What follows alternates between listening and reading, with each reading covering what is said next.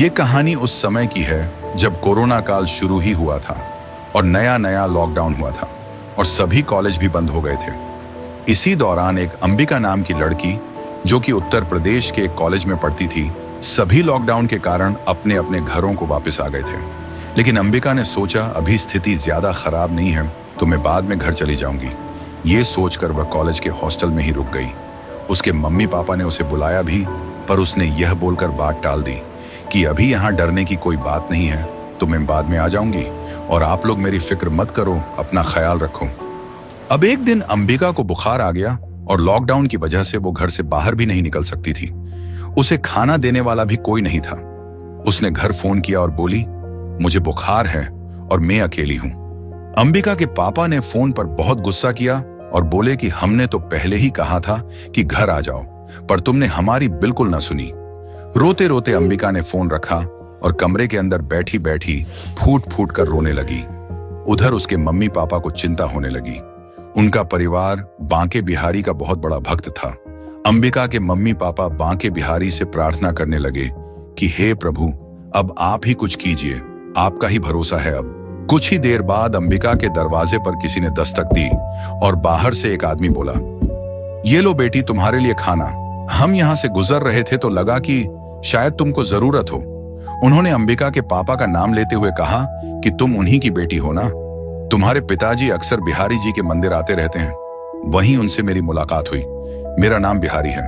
अंबिका ने कहा, आपका बहुत बहुत शुक्रिया, लेकिन आपको कैसे पता चला मेरे बारे में?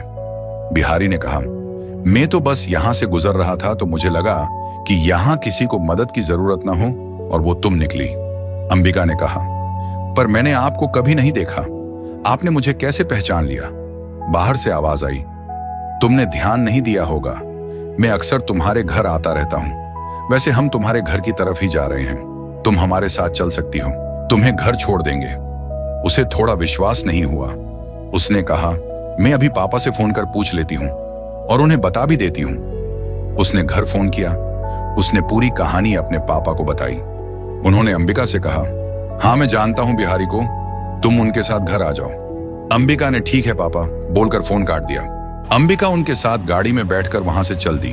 अंबिका को बुखार होने की वजह से रास्ते में नींद भी आ गई और उसे ज्यादा कुछ पता नहीं चला और वो 2 घंटे में अपने घर पहुंच गई।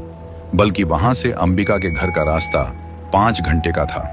जैसे ही उसका घर आया, बिहारी ने कहा, उठो बेटी, तुम्हारा घर आ गया।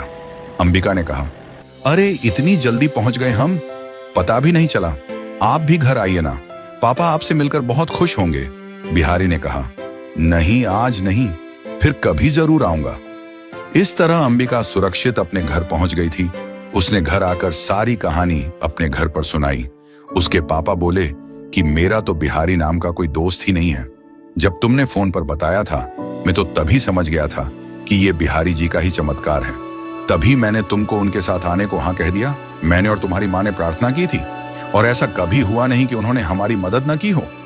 सच में अंबिका को अब यकीन हो गया था कि बांके बिहारी स्वयं उसकी मदद करने आए थे।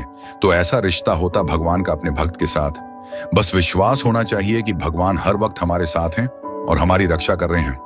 भगवान से बनाया हुआ रिश्ता दुनिया का सबसे सच्चा रिश्ता है।